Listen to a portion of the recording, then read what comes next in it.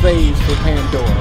You have over 150 million subscribers right now, and I just wonder, like, when you guys sit down and strategize, what other directions do you want to take?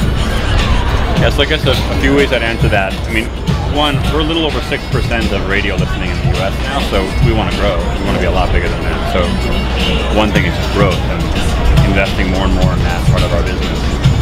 We want to be global. So right now we stream in the US, and the only other two countries are Australia and New Zealand that we launched recently. But our ambition is to stream everywhere, and that's an enormous task. It starts with licensing, but it's a big beast. And then the third piece is really about artists. So how can we evolve Pandora and add to it features designed specifically for artists? So how can, you know, right now we drive awareness, we drive sales and so on, but we know a lot about what people like, and we have the ability to communicate with them, and we want to give artists a chance to come in and kind of harvest that and speak to their audiences, kind of a Pandora for artists set of capabilities, and that's something that really gets me excited.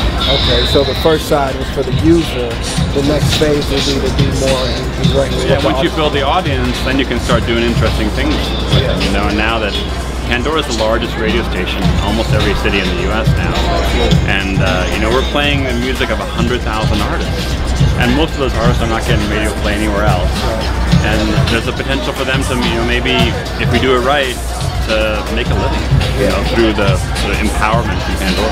I imagine that Pandora, because of the way it selects the music, brings a lot of artists that were not in the light anymore back to the light, and just gives them another spin. Yeah, well, Pandora's blind to popularity, so when we pick a song, we literally don't know, is that song a hit song, or from a hit artist, or is it from someone who's just getting started? So it's a completely level playing field. And that's our goal, you know, is to give every artist an equal chance, and then the listeners will respond and they'll kind of do their thing, but there's no discrimination or bias towards an artist who has no history, which, you know, not only has no history, or maybe had one a long time ago, and needs resurrection, and that's, I think, for us, an important part. What are your goals for doing a live show here, and what do you expect for this to bring for your brand?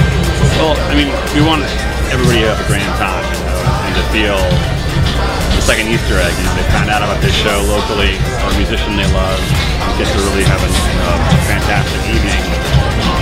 And I hope that will also, you know, help to tell the story of what Pandora is about. But really, I think this is kind of the beginning of what we see as a much larger vision, to be able to do these far more often in far more places for thousands of artists. So it's like we're learning, and we're adjusting this, and I think figuring out the template for doing it a lot more often. And you know, I'll have a good time myself when I do.